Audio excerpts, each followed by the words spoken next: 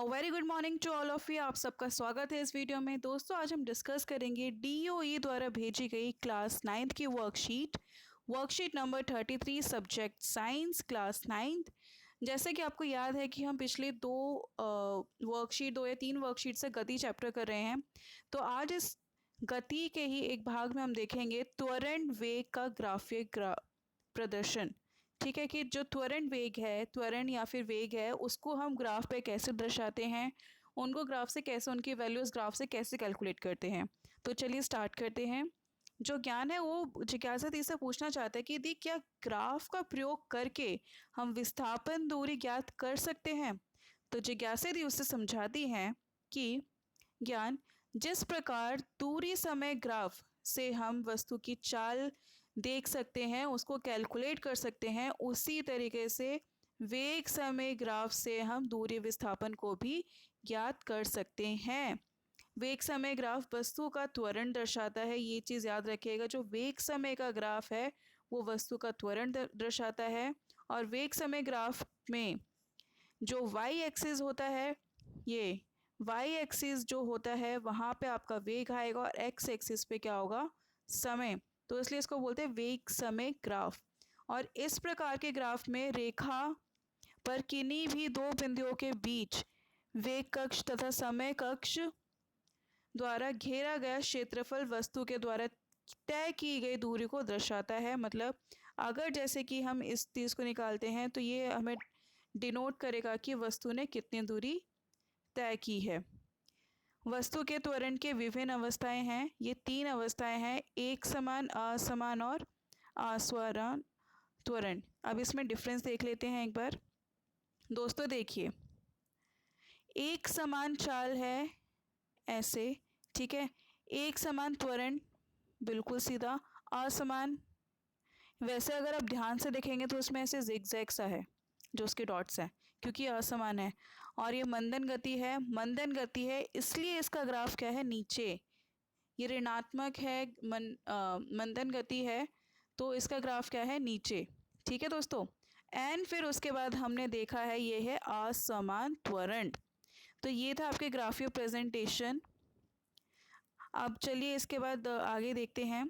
वेग समय ग्राफ से विस्थापन दूरी कैसे ज्ञात करेंगे। एक समान वेग, दोस्तों देखिए, जब एक समान वेग का कैसे कैलकुलेट करेंगे। यहाँ पे आपको वेग और समय का ग्राफ दिया गया है, तो पूछे गए समय बिंदु से एक्स एक्सिस में समांतर रेखा, देखिए यहाँ पे हमने बिल्कुल समांतर रेखाएं खींची हैं, ये है आपकी। और फिर यहाँ पे भी आपको ये है कि इसने इतने टाइम में इतना डिस्टेंस कवर किया है, तो ये हो गया आपके यहाँ पे। और इसको अगर हम जोड़ेंगे तो ये आपका क्या बन रहा है दोस्तों, एक स्क्वायर। तो ए बी सी डी हमारा बना आयत। इस आयत का फिर हमें क्या निकालना है, क्षेत्रफल निकालना है। इसका क्षेत्रफल निकाल के हम तय की गई दूरी निकाल सकते हैं। तो तय की गई दूरी कैसे निकालेंगे। आयत का क्षेत्रफल हो क्या होता है दोस्तों, आयत का क्षेत्रफल हमें पता है, आयत का क्षेत्रफल होता है ए सी गुणा में सी डी। ये दोनों लेंगे ना किसी भी दो साइड को, तो ए सी आपका देखिए, ए सी आपका वाई कक्ष में और सी डी आपका है एक्स कक्ष में। तो अब इसको कैलकुलेट कैसे करेंगे। अब देखिए ए सी को अगर आप ध्यान से देखें, जूम, देखिए ए सी का आपका जो डिस्टेंस आपको दिखाई दे रहा है यहाँ से क्या 40 है, तो ए सी की कुल दूरी कितने हो गए 40। ठीक है। और सी डी जब हम देखेंगे ये है हमारा, तो यहाँ से यहाँ, तो इसमें हम क्या करेंगे माइनस। ठीक है दोस्तों। तो जब हम ये माइनस करेंगे T2 माइनस T1, आपका T2 यहाँ पर है और T2 यहाँ पर है और T1 यहाँ पर। T1 अगर आप ध्यान देखेंगे तो 1 और 2 के बीच में एग्जैक्टली ये 1.5 भी नहीं है, तो इट इज़ 1.2। तो अगर इसको माइनस करेंगे तो आंसर आ जाएगा, 4 में से 1.2 माइनस करेंगे तो आंसर आ जाएगा 2.8। इसको मल्टीप्लाई करेंगे तो ये। तो इस ग्राफ से हमने देखा जब एक समान वेग था तो 112 किलोमीटर हमने इसका क्या ज्ञात किया, हमने इसकी दूरी ज्ञात की। अब उसके बाद दूसरा एग्जाम्पल देखे थे, ग्राफ से हम कैसे एक समान त्वरण निकाल सकते हैं। ये था एक समान वेग और एक समान त्वरण। वस्तु में एक समान त्वरण की परिस्थिति में उसके वेग में निश्चित मात्रा से परिवर्तन आता है, यहाँ पर भी इसी प्रकार से देखिए दोस्तों, यहाँ पे जो आपको ग्राफ दिया गया है वो है एक समान त्वरण। तो आप जैसे कि देख सकते हैं इसका ग्राफ क्या है, बिल्कुल सीधा। ठीक है, तो अब आपको क्या करना है, अगर ग्राफ सीधा है तो आपको एरिया कैलकुलेट करना है। अब उसने दूरी यहाँ से यहाँ कवर की है, तो अगर इसका ग्राफ देखेंगे, इसको कैलकुलेट करेंगे, तो आप इसमें देख सकते हैं कि इसमें एक त्रिभुज बना हुआ है। त्रिभुज हमारा कौन सा है दोस्तों, ए डी ई। और यहाँ पे एक आयत भी है, कौन सा, ए बी सी डी। तो अगर हमें इस पूरे का कैलकुलेट करना है तो हम क्या करेंगे, त्रिभुज जमा में आयत का क्षेत्रफल। और आपको पता है इन दोनों का क्षेत्रफल कैसे निकालते हैं। तो ए बी सी डी क्या है हमारा, ए बी सी डी है आयत, उसका क्षेत्रफल ए बी गुणा में सी डी। और त्रिभुज का क्षेत्रफल क्या होगा, हाफ हाफ मल्टीप्लाई में ए डी गुणा में डी। अब इनकी वैल्यूज देख लेते हैं, ए बी और सी डी। ए बी तो ये पूरा हो गया हमारा, ए बी की वैल्यू देखिए यहाँ पे कितनी है, 18। ठीक है, देखिए ए बी हमारा हो गया, ये ए बी की वैल्यू हमारी है 18। और बी सी, बी ये है और सी ये है, तो मतलब इसको इसमें से माइनस करेंगे तो 20 माइनस 12, तो ये कितना आया, 8। अब इसके बाद है ए डी गुणा में ए ई। अब ए डी क्या है आपका, ए डी है आपका ये, ए डी भी सेम ही होगा जो बी सी था। ठीक है, 20 माइनस में 12। अब है डी ई, डी कितना है आपका, डी ई, तो ये क्या हो गया, जो ये आपका आएगा यहाँ से 36 माइनस में 18। तो ये आपको ऐसे कैलकुलेट कर लेंगे। अब इसको सॉल्व करेंगे तो आंसर आ जाएगा 216 मीटर। तो ये थे आपके कि ग्राफ से कैसे आप समझ सकते हैं, कैसे कैलकुलेट कर सकते हैं विस्थापन दूरी। अब उसके बाद इसके क्वेश्चन आंसर्स देखेंगे। तो दोस्तों पहला क्वेश्चन है आपका, यदि किसी वस्तु का वेग समय ग्राफ x अक्ष के समांतर एक सीधी रेखा हो तो उसका त्वरण कैसे ज्ञात होगा। तो दोस्तों बताइए कैसे ज्ञात होगा, अभी हमने पढ़ा इसके बारे में। तो दोस्तों एक समान चाल वस्तु का वेग समय x अक्ष में समांतर एक सीधी रेखा है तो उसका त्वरण 0 होगा। तो दोस्तों इसका जो ग्राफ आएगा, इसका ग्राफ आएगा ऐसे। आंसर आपको फिर से बता देती हूँ। एक समान चाल में जब ये सीधी रेखा है, तो देखिए उसने बोला ऐसे है, जब ये इस तरह से सीधी रेखा है तो इसका जो त्वरण आएगा, त्वरण क्या होगा, 0। ठीक है, एक समान चाल में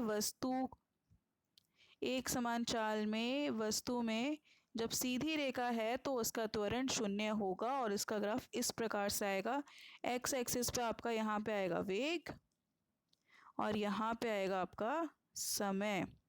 ठीक है दोस्तों, अब इसके बाद है दूसरा क्वेश्चन। यहाँ पे आपको एक ग्राफ दिया गया है। ठीक है, ये ग्राफ देख के आपको, यहाँ पे आपको ग्राफ दिया गया है, दिए गए ग्राफ में वस्तु द्वारा 2 सेकंड से 3 सेकंड में तय, इसने मतलब इसके बीच में कितनी दूरी तय की है। तो यहाँ से ऐसे कैलकुलेट करेंगे, हमें बेसिकली इस एरिया को कैलकुलेट करना है, दूरी तय कैसे की है। तो इसमें बिल्कुल सेम वही फॉर्मूला लगेगा, सेम वैसे ही कैलकुलेट होगा जैसे कि हमने पिछला वाला किया था। तो चलिए दोस्तों इसका सॉल्यूशन देखते हैं।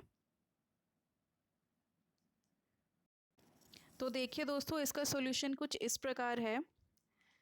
आपको जो ए बी सी डी है उसका क्षेत्रफल निकालना है। हम उसको ए बी सी डी यही वाले लेंगे जो हमने पहले इस ग्राफ में दिया था। आपको सेम ग्राफ बनाना है, बस आपकी वैल्यूज चेंज हो जाएगी। वहाँ पे आपको ग्राफ दे रखा है, तो तय की गई दूरी में हमें क्या निकालना है, ए बी सी डी और ई का क्षेत्रफल। ठीक है दोस्तों, तो ए बी सी डी ई में इसका क्षेत्रफल निकालने के लिए इसमें एक तो आयत बन रहा है, कौन सा आयत है, ए बी सी डी आपका आयत है, जमा में त्रिभुज है वही ए डी ई, सेम। ठीक है दोस्तों, बस वैल्यूज चेंज है। तो आयत के लिए लंबाई गुणा में चौड़ाई, तो हमारी लंबाई गुणाई क्या है, ए बी इंटू में बी सी प्लस में हाफ ए डी इंटू में डी ई। ठीक है दोस्तों, फिर उसके बाद अगर ए बी की वैल्यू देखेंगे तो वो क्या है, 8 गुणा में 3 माइनस 2, क्योंकि 3 माइनस 2 क्या था, समय, उसने जो निकालने के लिए कहा था।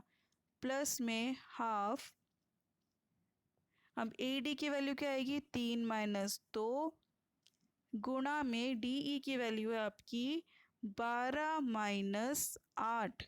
अब इसको दोस्तों अगर कैलकुलेट करेंगे तो कैलकुलेट करके कैसे आएगा, 8 गुणा में 1 जमा में हाफ 1 गुणा में 4, तो ये हो गया 8। जब इसको सॉल्व करेंगे तो ये आ जाएगा 2, तो आंसर आ जाएगा 10 मीटर।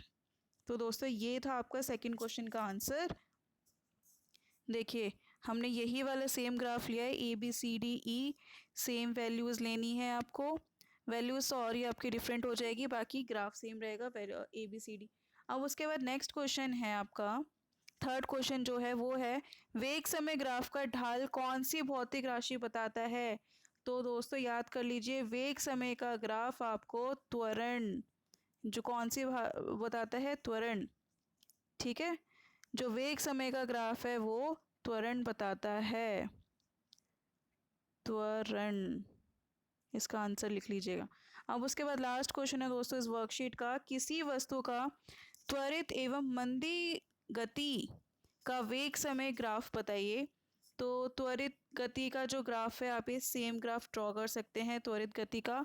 और रहा बात मंदन गति का, तो मंदन गति का ग्राफ आपको ये दे रखा है, ये जो ग्राफ है आपका ये आप मंदन गति के ग्राफ में ड्रॉ कर सकते हैं। आपको कुछ नहीं करना है, एक सीधी ऐसे लाइन खींचिए और फिर ऐसे लाइन खींचिए, लाइन खींचिए हमने और इसको ऐसे दिखा दीजिए, यहाँ पे वैल्यूज़ दिखा दीजिए 0 1 2 3, यहाँ पे भी कुछ लिख दीजिए 10 20 30। ठीक है, ये आपका हो गया मंदन गति का ग्राफ। यहाँ पे आ जाएगी आपकी वेग और यहाँ पे आ जाएगा समय। तो दोस्तों ये थी आज की वीडियो जिसमें हमने ग्राफ द्वारा क्वेश्चन सॉल्व किए।